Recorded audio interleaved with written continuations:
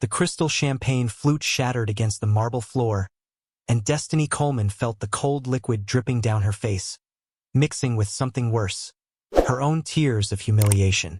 The entire restaurant held its breath as Victoria's manicured hand connected with Destiny's cheek, the sharp crack echoing through the opulent dining room like a gunshot. "You pathetic little thief," Victoria hissed, her diamond engagement ring catching the light as she raised her hand again. "Did you really think you could steal from me?" But Destiny's eyes weren't on the woman who had just assaulted her. They were locked on the man rising slowly from his chair, his steel-gray eyes darkening to the color of a winter storm. Nikolai Petrov's expression was utterly blank, which somehow made him more terrifying than if he'd been visibly angry. The temperature in the room seemed to drop. Victoria was still speaking, still accusing, still making a scene. But she hadn't noticed yet, hadn't seen what everyone else had suddenly realized. The most dangerous man in the city wasn't looking at the diamond bracelet she claimed had been stolen. He was looking at the tears on Destiny's caramel-colored cheek, and something in his expression promised that nothing would ever be the same. Hours earlier, Destiny Coleman checked her reflection in the staff bathroom mirror one last time, smoothing down her crisp white button-down shirt and adjusting her black slacks. Her natural curls were pulled back into a neat bun, and she'd applied just enough makeup to look polished without being too made up, professional, invisible. Exactly what a waitress at Elysium, the most exclusive restaurant in the city, needed to be. Her phone buzzed with a text from her mother. "Miles asking for you. Says he misses his mama." Destiny's heart clenched. Her 4-year-old son was the reason she worked double shifts, the reason she smiled through rude customers and aching feet, the reason she was here instead of tucking him in for his afternoon nap. "Tell him Mama will bring him pancakes tomorrow," she texted back. "Love you both." She couldn't afford pancakes. Not really, but she'd make it work. She always did. Her manager Richard stuck his head through the door. "VIP section, table 7. And don't screw this up. The client specifically requested our best server." Destiny's stomach dropped. The VIP section meant important people. People whose tips could change her week or whose complaints could end her job. She couldn't afford another job loss. "I've got this," she said, even though she wasn't sure she did. The VIP section sat high above the main dining room, behind floor-to-ceiling windows overlooking the glowing city. As Destiny stepped into the private elevator, she caught sight of her reflection again. "You belong here," she whispered. "You're just as good as anyone else." But the moment the elevator doors opened, she knew she was wrong. The man sitting at table 7 didn't just command the room, he dominated it. Nikolai Petrov was taller than she expected, his broad shoulders filling out a charcoal suit that probably cost more than her car. His dark hair was swept back from a face carved in sharp, cold lines. High cheekbones, strong jaw, and those eyes, steel gray and icy. They swept over her with the precision of a predator assessing prey. Next to him sat a woman who looked like she'd stepped out of a fashion campaign. Blonde, stunning, dripping with diamonds. She barely glanced at Nikolai, too absorbed in whatever she was laughing at on her phone. "Good evening," Destiny said, keeping her voice steady. "My name is Destiny, and I'll be—" Finally, the blonde Victoria interrupted without looking up. "We've been waiting forever. I'll have the crystal and he'll have vodka. Russian. Neat." "Of course," Destiny replied smoothly. "And for dinner? We'll order when we're ready." Victoria waved a dismissive hand, her enormous engagement ring flashing. "Just bring the drinks. Sometime today would be nice." Nikolai hadn't spoken. He was still watching Destiny with those unsettling eyes. She had the bizarre feeling he was seeing past her uniform, past her forced smile, straight into the tired, overworked single mother underneath. She escaped to the service station, willing her hands to stop shaking. She'd served difficult people before, but Nikolai Petrov was different. The way he looked at her made something inside her tighten in a way she didn't have time for. When she returned with their drinks, Victoria was speaking into her phone in flowing French.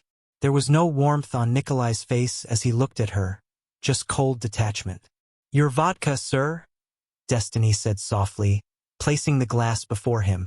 Their fingers brushed, barely, but it sent a jolt of electricity through her. His eyes snapped to hers, and something flickered in their depths. Surprise, recognition, something she couldn't name. "Thank you," he said, his deep, accented voice sending a shiver through her. Victoria ended her call and launched into a rant about wedding venues. Nikolai shut down the discussion with a single low command. Victoria smiled tightly, pretending not to be irritated. Destiny lingered at a polite distance, watching the dynamic unfold. Victoria talked nonstop. Nikolai barely responded, but twice Destiny caught him watching her. Each time her heart thudded faster. An hour passed. Victoria ordered more champagne. Nikolai ordered another vodka and finally their meals. Destiny was delivering the entrees when Victoria's phone rang again. "Oh, it's Svetlana," she squealed. "I have to take this bridesmaid drama." She wobbled off on her heels, leaving Destiny alone with Nikolai. Silence settled between them, heavy enough to feel.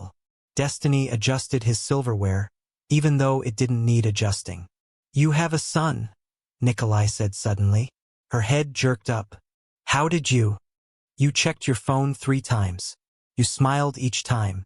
And there's a small blue handprint on your bag. Paint." She glanced down. Miles's handprint. She'd meant to clean it before work. "He's 4, she said quietly. "His name is Miles. You work hard for him. Every day." Something in Nikolai's face shifted, a crack in the ice. "That makes you dangerous," he murmured. She almost laughed. "I'm a waitress." "No. You're a mother who would do anything for her child. There is nothing more dangerous than that kind of love." Before she could respond, Victoria returned in a storm of irritation. "I cannot believe this," she snapped. "She wants to wear ivory to my wedding. Ivory. Can you imagine the audacity?" She dropped into her chair so hard the table shook. Her champagne tipped, spilling across the white tablecloth and over her diamond bracelet. Victoria shrieked. "My bracelet? It's ruined." Victoria glared at Destiny.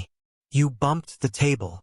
"I didn't," Destiny protested, but Victoria was already rising to her feet, voice climbing higher. "I saw you. You deliberately knocked my drink over." Heads turned from the nearby VIP tables as Victoria's accusations grew louder. "And now where is it? Where is my bracelet?" "Your bracelet is right there." Destiny pointed to the champagne-soaked jewelry resting plainly on the table. "Not that one." Victoria's eyes had a frantic shine. "My tennis bracelet. The one Nikolai gave me. It was right here, and now it's gone." Destiny felt her stomach drop. "I didn't take." "She's a thief," Victoria screamed. "She stole my bracelet. Someone call security." "Miss Victoria, please," Richard said, appearing pale and nervous. "Let's not make a scene." "A scene?" "She stole a $50,000 bracelet." Victoria spun toward Nikolai. Tell them to search her." Nikolai didn't move. He sat perfectly still, his vodka glass halfway to his lips, watching everything with ice-cold eyes. "Nikolai!"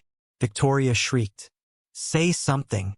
He set his glass down with precise calm, then stood. The room fell silent. "Search her," he said quietly.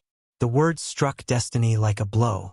She stared at him, at the man who had noticed her son's handprint on her bag, who had looked at her like she mattered, and saw nothing but frost. "Turn out your pockets," Richard murmured, miserable. "I'm sorry, Destiny, but I didn't steal anything," she whispered, voice trembling. But she emptied her pockets anyway. "Nothing." "Her bag," Victoria snapped. "Check her bag." With shaking hands, Destiny handed it over. Richard dumped everything onto a nearby table. Wallet, phone, keys, lip balm, a crumpled drawing from Miles, loose change. No bracelet. "She must have hidden it," Victoria insisted. "Check." "Enough." Nikolai's voice sliced through the chaos. He reached calmly into his jacket and pulled out a diamond tennis bracelet, holding it between his fingers. "You left it in the car," he said. "I found it when I went to get your phone charger." Silence slammed over the room. Victoria's face shifted from confusion to humiliation, then hardened into fury. But instead of apologizing, she rounded on Destiny with venom. She still could have taken it if it had been here. Look at her. People like that are always stealing. The slap was sudden. Her palm cracked across Destiny's face, snapping her head sideways. Pain erupted along her cheek, and blood touched her tongue. You need to learn your place, Victoria hissed. Destiny stood frozen, cheek burning, tears gathering despite her will. The entire restaurant stared. Richard looked horrified. And Nikolai, he rose slowly from his chair, every movement controlled, lethal. What? He asked softly. Did you just do? Victoria suddenly looked unsure. Her hand dropped to her side. Nikolai, darling, You were just leaving, he said. His voice stayed calm, but something beneath it made Destiny's skin prickle. Take your things. Get out of my sight. What? No. Victoria's voice pitched upward. She's nobody. She's just a... If you finish that sentence, Nikolai interrupted gently, I will make you regret it for the rest of your considerably shortened life. The quiet threat was more frightening than shouting. You can't be serious, she whispered. Over some waitress? Nikolai pulled his phone from his pocket and pressed a button. Anton, VIP section. Now. 2 men in dark suits appeared within seconds, moving like trained soldiers. Miss Volkov requires an escort out of the building, Nikolai said. Make sure she leaves quietly. I am your fiancée, Victoria shrieked. You gave me this ring. That ring, Nikolai replied evenly, belongs to the Petrov family. You'll return it before you leave. You're making a mistake, she spat. My father will. Your father owes me $3 million, Nikolai said softly. If you'd like me to call in that debt and end his shipping company, please continue. Victoria froze. Her face twisted. Then she tore off the engagement ring and threw it at him. It hit his chest and fell to the floor. You'll regret this, she snarled, then turned to Destiny. And you have no idea what you've done, you stupid. Anton stepped forward, and she fell silent. Moments later, she stormed toward the elevator between the 2 guards. When the doors shut behind her, the room buzzed with whispers. Destiny stood motionless, hand pressed to her burning cheek. Nikolai Petrov had just ended his engagement. Because of her. A waitress. Destiny. His voice pulled her back. He was suddenly right in front of her, close enough for her to see the gold flecks in his eyes. Are you hurt? He asked gently. I'm fine, she lied, voice cracking. His jaw clenched. He reached out slowly, giving her time to pull away. She didn't. His fingers tilted her chin up, his touch warm against her aching skin. You're bleeding? He murmured, brushing the edge of her split lip with surprising tenderness. It's nothing. It's assault, he corrected quietly. And she will answer for it. Please, she whispered. Just let it go. I want to forget this ever happened. Do you? His eyes searched hers. Or do you want justice? Justice. The word felt heavy. How many times had she been disrespected? Dismissed? Forced to swallow anger because she needed the job to survive? I want to go home to my son, she said softly. Something flickered behind his eyes. He stepped back, reached into his jacket, and withdrew a business card and a small stack of bills. This is for your trouble tonight. He pressed the money into her hand. Far more than she'd ever expect. And this, he gave her the card, is my private number. If Victoria or anyone else retaliates, you call me. Destiny stared at the card. Just his name and number, no title, no explanation. I can't accept this much money, she whispered. He closed her fingers around it. For miles. Buy him those pancakes. Her eyes widened. How did you? I pay attention, Destiny Coleman. He said her name like it mattered. Remember that. Richard hurried over, wringing his hands. Destiny, I'm so sorry about all this. Please, take the rest of the night off. Paid. She nodded, still dazed. As she gathered her things, she felt Nikolai's eyes on her. When she started toward the elevator, she overheard Richard asking about his dinner. "I've lost my appetite," Nikolai replied. "Have the ribeye pack to go. And the lobster. Actually, pack everything on your dessert menu as well." "Of course, sir," Richard said quickly. Destiny didn't understand why he was ordering so much food until she reached the ground floor and found Anton waiting with several large bags. "Mr. Petrov insists," the massive bodyguard said, his accent thick and Russian. "For you and your son. I can't. This is too much." "Mr. Petrov," Anton said carefully, "is not a man who takes no for an answer, especially when he has decided to be generous."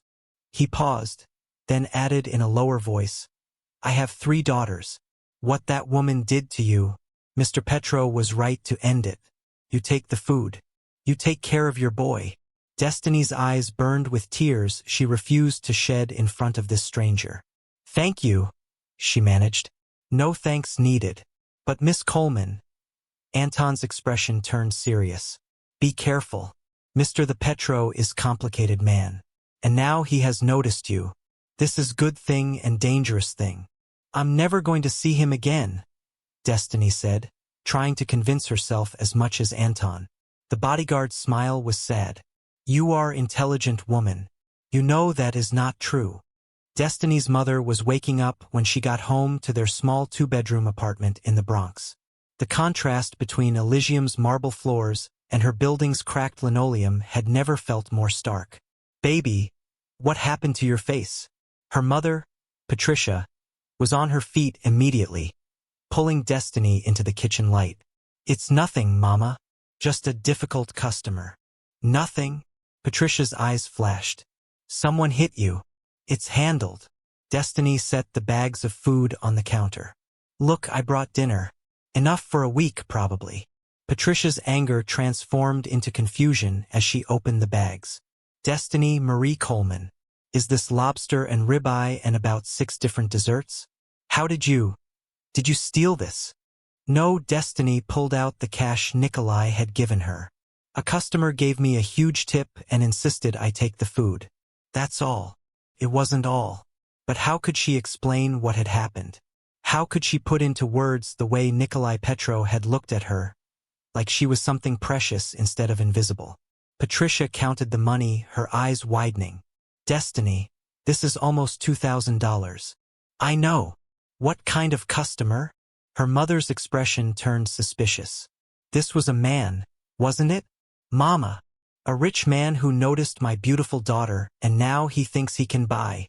"It's not like that," Destiny said, then more quietly. "It's not.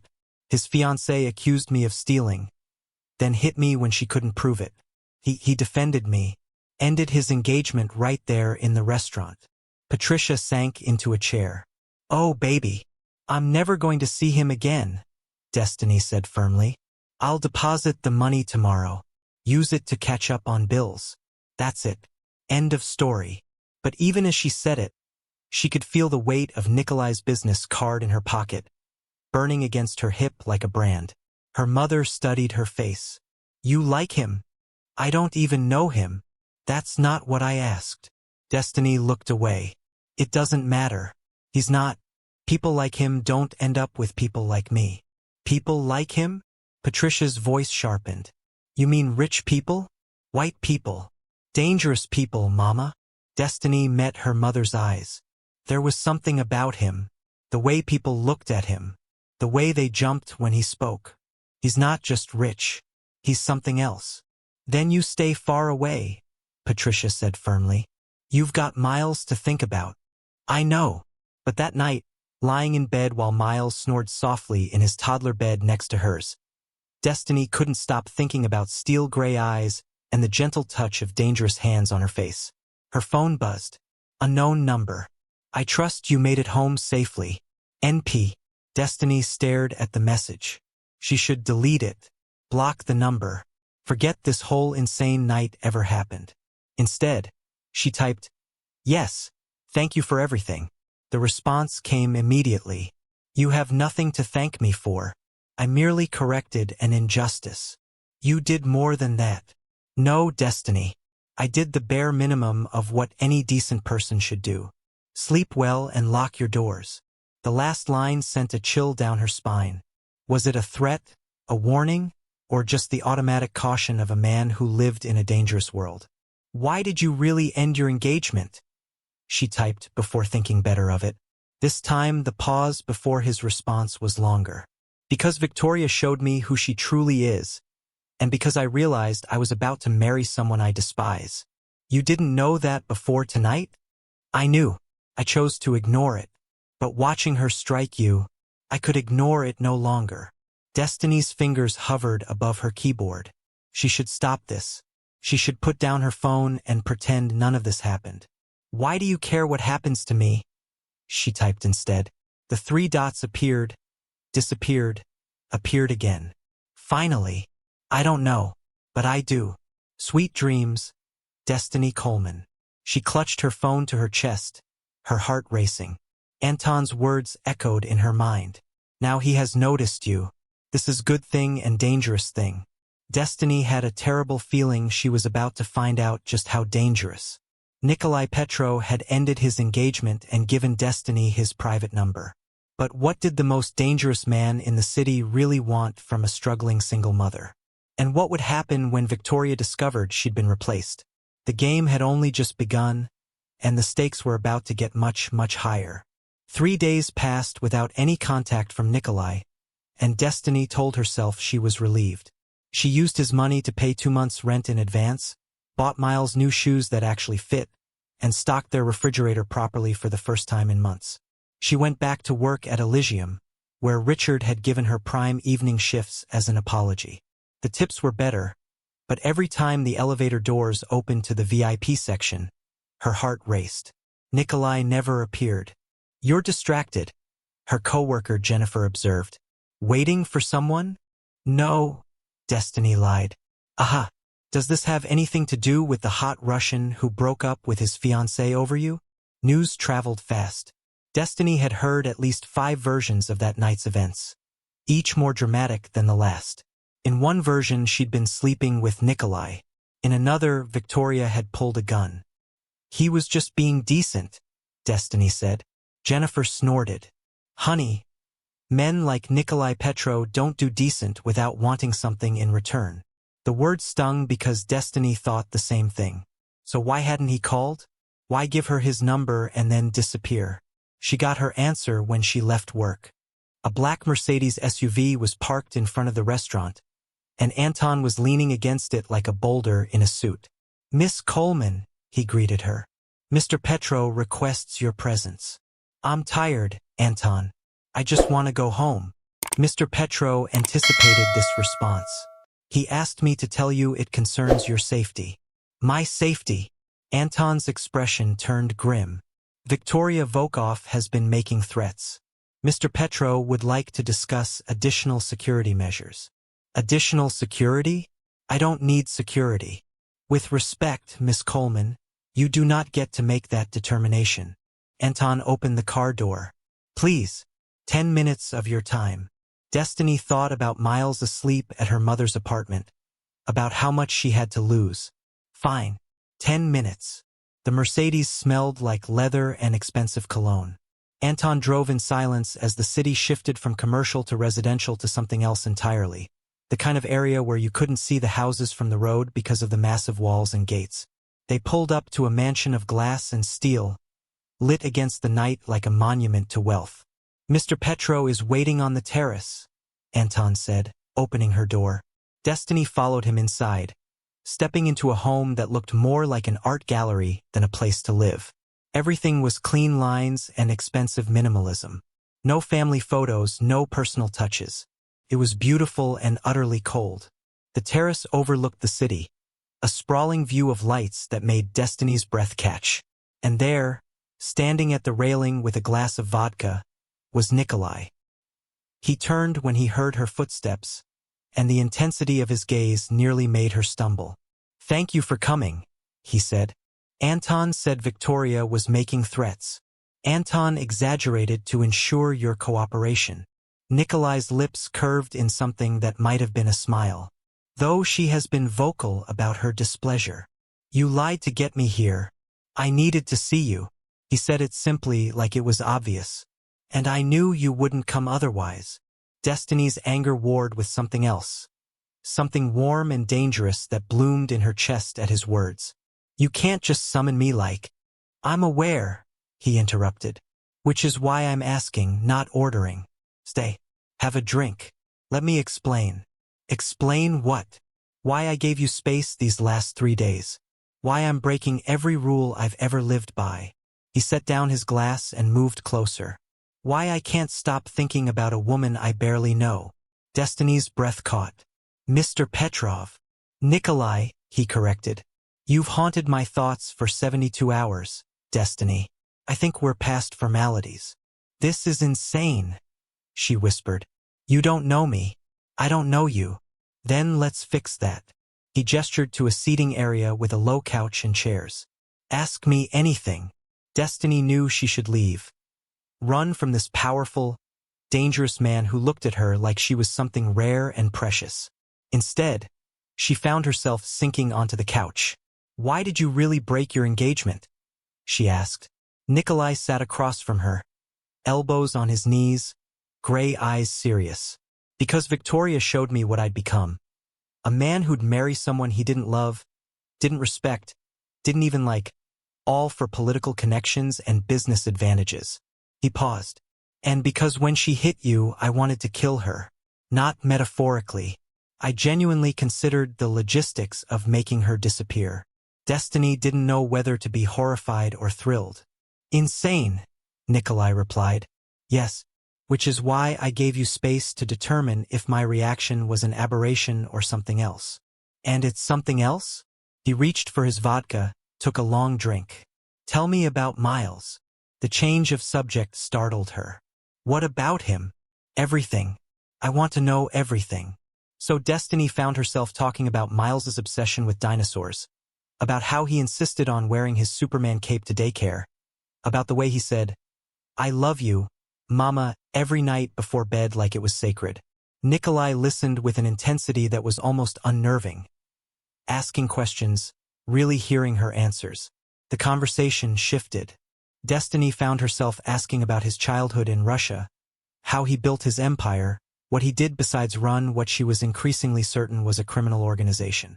You know what I am, Nikolai said eventually. It wasn't a question. I have suspicions. And yet you're still here. I have a 4-year-old and 2 jobs, Destiny said. I don't scare easily. His smile was genuine this time, transforming his face from cold to devastatingly handsome. No, I don't imagine you do. They talked until Destiny noticed the city lights fading against a lightning sky. She had been there for hours. I need to go, she said, standing abruptly. Miles will be up soon and Let me drive you, Nikolai offered. I can take the subway at 5 in the morning. His expression hardened. No. They didn't speak during the ride to her apartment, but Destiny was hyper-aware of Nikolai beside her, of the way his hand rested on the seat between them, so close she could feel its heat. When they pulled up to her building, Nikolai looked at the cracked sidewalk and graffitied walls with an unreadable expression. Thank you for tonight, Destiny said, reaching for the door handle. Destiny. His hand caught hers, and electricity raced up her arm. I want to see you again. This can't happen, she whispered. You know that. Why? Because you're you and I'm me, and our worlds don't. I don't care about worlds. His thumb stroked across her knuckles. I care that you make me want to be something other than what I am. That when I'm with you, I remember what it feels like to be human instead of... He cut himself off, but Destiny heard the unfinished word. Instead of a monster. I have a son, she said. I can't bring danger into his life. Then I'll make sure there is no danger. Nikolai's grip tightened. Let me protect you. Both of you. Why? The word trembled out. Why me? I don't know, he admitted. But from the moment I saw you, something shifted. Like I'd been waiting for you without knowing it. Destiny should pull away. Should protect herself and Miles from whatever this was. Instead, she heard herself say, One more night. Let me think about it. Relief flashed across Nikolai's face. He lifted her hand to his lips, pressing a kiss to her knuckles that sent heat flooding through her. One more night. But Destiny, I'm not a patient man. And I've decided you're mine. The possessiveness should have terrified her. Instead, it made her feel safe for the first time in years. She was in so much trouble. Destiny made it to her apartment, kissed her still sleeping son, and collapsed onto her bed. She was drifting off when her phone buzzed. A news alert. Shipping company owned by Volkov family files for bankruptcy. Below it, a text from Nikolai. I told Victoria's father to stay out of my business. He didn't listen. Sleep well, beautiful. Destiny stared at the messages, her heart pounding. Nikolai had destroyed a company, ruined a family because they had threatened him. Because of her. She should be horrified. She should block his number and walk away. Instead, she saved his contact with a heart emoji and fell asleep with her phone clutched to her chest, dreaming of steel-gray eyes and dangerous promises.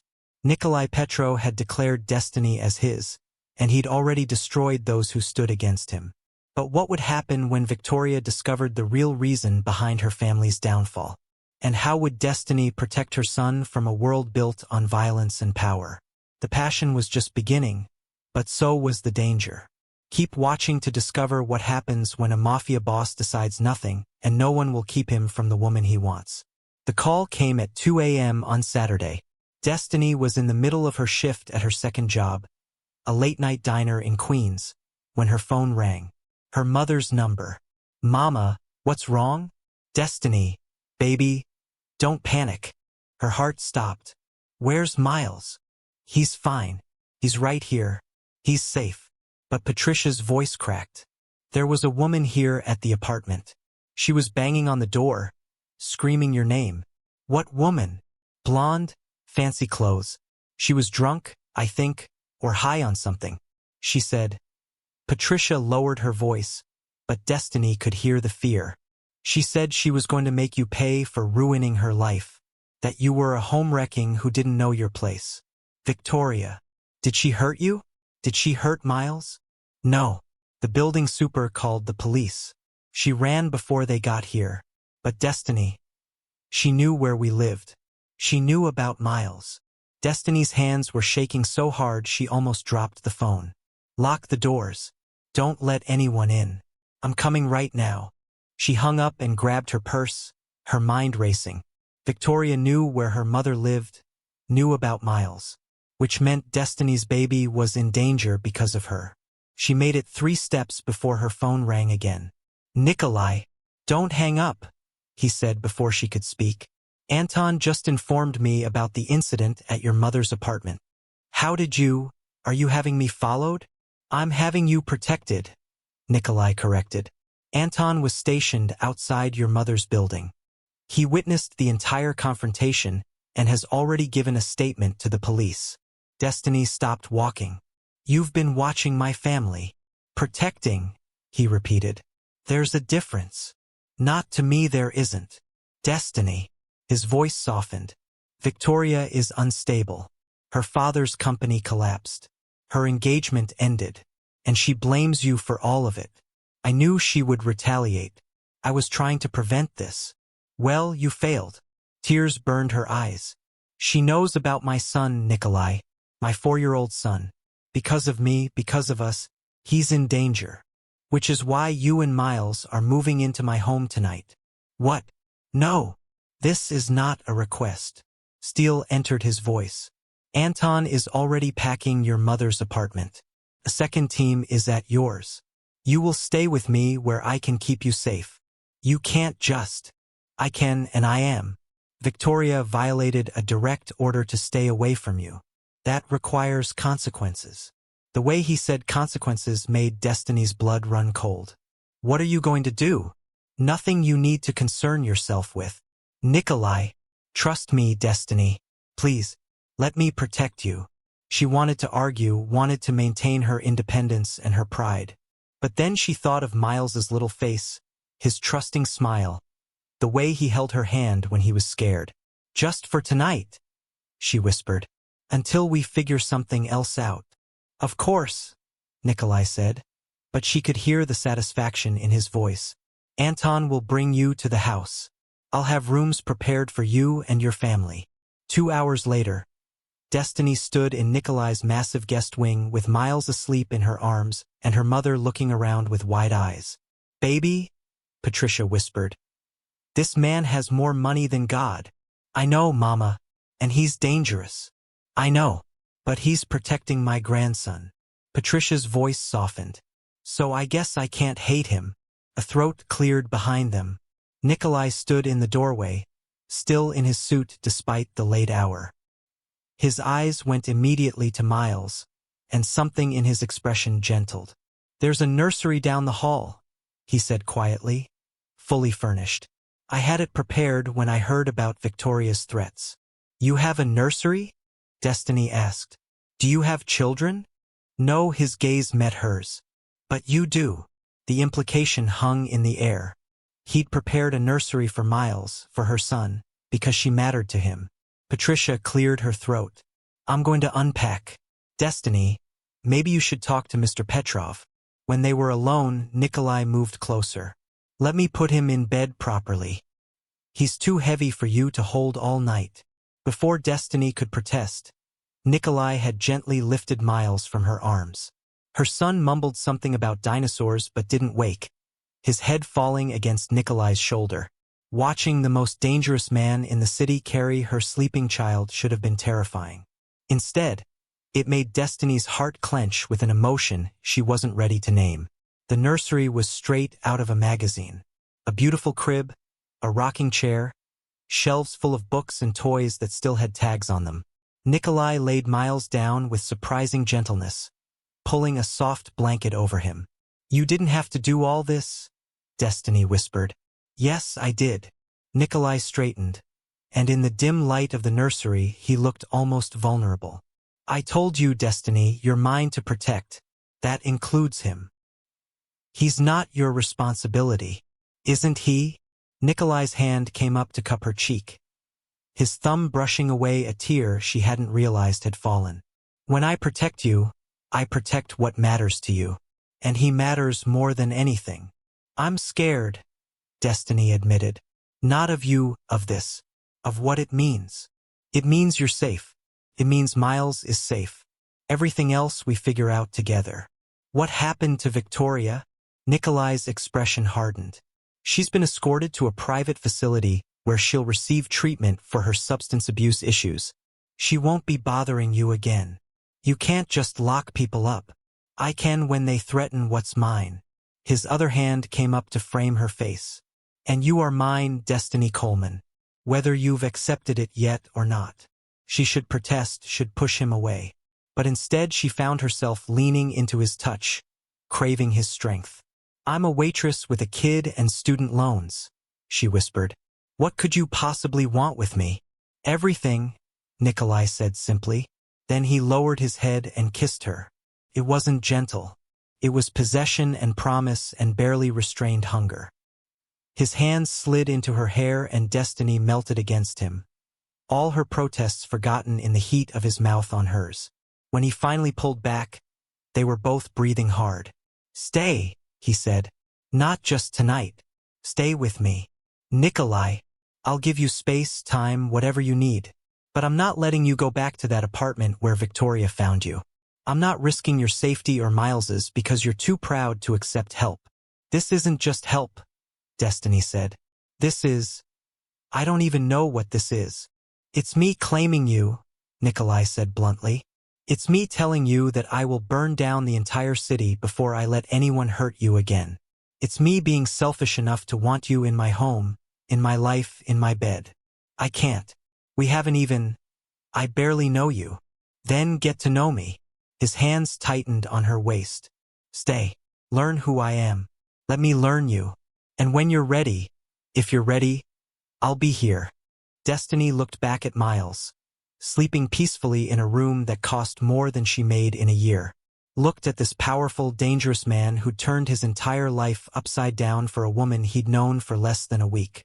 1 month, she heard herself say. Let me stay for 1 month.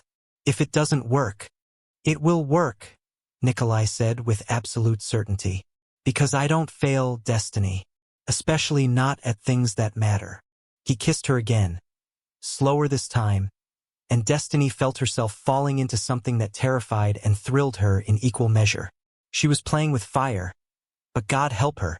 She'd never felt more alive. The next morning, Destiny woke up in the most comfortable bed she'd ever slept in. For a moment, she forgot where she was. Then she heard Miles's laughter echoing through the house and reality came crashing back. She found him in the kitchen with Nikolai, both of them covered in flour. They were making pancakes. "Mama!" Miles shrieked. "Nikolai is making dinosaur pancakes." Destiny's heart stopped. Nikolai looked up, and their eyes met across the kitchen. He was in jeans and a t-shirt, flour on his nose, and he'd never looked more human. "I hope you don't mind," he said carefully. "He woke up early and I heard him crying for you. I thought I'd distract him until you woke up." "Dinosaur pancakes," Miles announced proudly, holding up a lumpy creation that might have been a stegosaurus. Destiny moved into the kitchen on autopilot, unable to process the image of Nikolai Petrov, Mafia boss, feared criminal, dangerous man, making pancakes with her 4-year-old. "Is this okay?" Nikolai asked quietly, and she realized he was genuinely uncertain. "Yeah," she managed. It's okay." Miles proceeded to chatter non-stop about dinosaurs, and Nikolai listened with apparent interest, asking questions that made her son light up with joy. And Destiny realized with terrifying clarity that she was already falling for this man. Not because of his money or his power, but because he saw her, really saw her. And more than that, he saw Miles, not as an obstacle or a burden, but as someone worthy of dinosaur pancakes and patient attention. When her phone rang an hour later with a call from Elysium, Richard informing her that she'd been let go due to budget cuts, Nikolai took the phone from her shaking hand. "This is Nikolai Petrov," he said calmly. "You have 3 hours to reinstate Miss Coleman with a formal apology and a raise, or I will buy your restaurant and fire you instead. Do we understand each other?" He hung up. "You can't," Destiny started. "I already did." Nikolai's expression was fierce. "No one punishes you for my actions." Richard caved to pressure from Victoria's family. "That ends now." "I don't want to go back there anyway," Destiny admitted. "I hate that job." "Then quit. Do something you love." "I have bills." "Which I'll pay. I'm not a charity case." "No," Nikolai agreed. "You're the woman I'm falling in love with. There's a difference." The words hung in the air between them. Miles, oblivious, was drawing dinosaurs at the kitchen table. Patricia had gone to lie down, and Destiny was standing in a kitchen that cost more than her entire apartment building, being told by a mafia boss that he was falling in love with her. "This is insane," she whispered. "Yes," Nikolai agreed. He moved closer until she could feel the heat of him. "But insanity looks good on us, don't you think? And despite everything, despite the danger, the impossibility, the sheer lunacy of the situation, Destiny found herself laughing. Maybe insanity did look good on them. Maybe this was exactly where she was supposed to be. Nikolai had declared his love, but could a mafia boss and a single mother really build a life together? And what would happen when Victoria escaped from the facility and returned for revenge? The final chapter would reveal whether love was strong enough to bridge 2 impossible worlds, or if Destiny and Miles would pay the ultimate price for catching the attention of the most dangerous man in the city. 6 months later, Destiny stood on the terrace where Nikolai had first kissed her, watching the sunset paint the city in shades of gold and rose. In the distance, she could hear Miles shrieking with laughter as Nikolai chased him through the garden, roaring like the dinosaur her son had demanded he be. 6 months. Half a year since her life had changed completely. She'd quit both her jobs, had enrolled in culinary school, fulfilling a dream she'd abandoned when she got pregnant with Miles. Nikolai had insisted on paying for everything. And after weeks of argument, Destiny had finally accepted. Not because she was comfortable with it, but because he'd pointed out that fighting him on every expense was exhausting them both. "Let me take care of you," he'd said. "Not because you need it, but because it makes me happy." And slowly, Destiny had learned to let him. Her mother had moved into the guest house after significant protest and eventual acceptance that yes, this was real, and no, Nikolai wasn't going to get bored and throw them out. Patricia had even started dating Nikolai's head of security, Anton, which Destiny found endlessly amusing. Victoria had tried to cause trouble once more, showing up at the gates with a gun and incoherent threats. She was now in a secure psychiatric facility, getting the help she desperately needed. Nikolai had made sure she'd be there for a long time. "Penny for your thoughts," a voice said behind her. Destiny turned to find Nikolai, Miles riding on his shoulders, both of them grinning. "Just thinking about how much has changed," she admitted. "Regrets." There was vulnerability in Nikolai's eyes, an emotion she saw more often now. "Not a single one." Miles started wiggling. "Down. Down, Mama. Nikolai says I can have ice cream." "Did he?" Destiny raised an eyebrow at Nikolai. "Before dinner, I said we'd ask Mama," Nikolai corrected, setting Miles on his feet. "And whatever she says goes. Because I'm the boss," Destiny said, a running joke between them. "Because you're the boss," Nikolai agreed solemnly. Miles ran inside, presumably to beg Patricia for the ice cream Destiny was definitely going to say yes to. When they were alone, Nikolai pulled her into his arms. "I have something for you," he said. "You're always giving me things. This one is different." He pulled a small box from his pocket, and Destiny's breath caught. "Nikolai, I know it's fast," he said, opening the box to reveal a stunning ring, a deep ruby surrounded by diamonds. "I know we've only been together 6 months, but I've never been more certain of anything in my life. Marry me, Destiny. Let me spend the rest of my life making you happy. Let me be Miles's father. Not biologically, but in every way that matters." Tears blurred Destiny's vision. "You really want this? All of it? The domestic life? The kid? I want you," Nikolai interrupted. "However you come, whatever that includes. I want Miles's dinosaur pancakes every Saturday. I want your mother's suspicious looks when I forget to call. I want chaotic family dinners and sticky kisses and a life that's loud and messy and real." He cupped her face. "I want everything with you." "Yes," Destiny whispered. "Yes, yes, 1,000 times yes." Nikolai slid the ring onto her finger, and it fit perfectly. Of course it did, because somehow, impossibly, they fit perfectly. "I love you," she said. "I know I don't say it enough. You show me every day." Nikolai kissed her softly. "Every morning when you make me coffee. Every night when you fall asleep on my shoulder during movies. Every time you let me into your life a little more. I feel it. Destiny. Your love is the most precious thing I've ever been given. Even more precious than your criminal empire?" she teased. "Infinitely more precious." He was completely serious. "You taught me to be human again, to want something more than power and fear. You and Miles gave me a family. A real one." Miles came running back out, Anton and Patricia trailing behind him with knowing smiles. "Mama, can I have—" He stopped, noticing the ring. "Mama, you're sparkly." "Nikolai asked me to marry him," Destiny said, picking up her son. "What do you think? Should we say yes?" "Yes," Miles shouted. "Then Nikolai can be my daddy for real." Nikolai's expression cracked, raw emotion flooding his eyes. "For real," he agreed, his voice rough. "If that's what you want, Miles." "I want that," Miles announced. Then, more shyly, "Can I call you Daddy?" "I would be honored," Nikolai said, and Destiny saw tears on his cheeks. The first time she'd ever seen him cry.